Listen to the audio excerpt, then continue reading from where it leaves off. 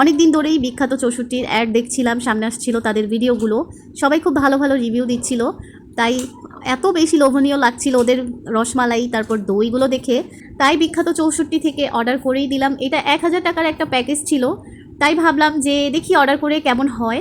এই তো আপনাদের সাথে আনবক্সিং করছি। দইটা দেখেই মনে হচ্ছে যে খুবই মজা হবে, একদম অরিজিনাল খাঁটি গরুর দুধে বানানো দই। এখন হচ্ছে এই বক্সগুলো খুলে দেখাই আমরা এটার মধ্যে কি আছে। এই তো বক্সটার মধ্যে আছে ক্ষীরমোহন, আর এই বক্সটার মধ্যে আছে রসমালাই। এই তো এটার মধ্যে রসমালাই, আর ওইটার ভিতরে ছিল ক্ষীরমোহন, আর একটা ছিল লাবাং।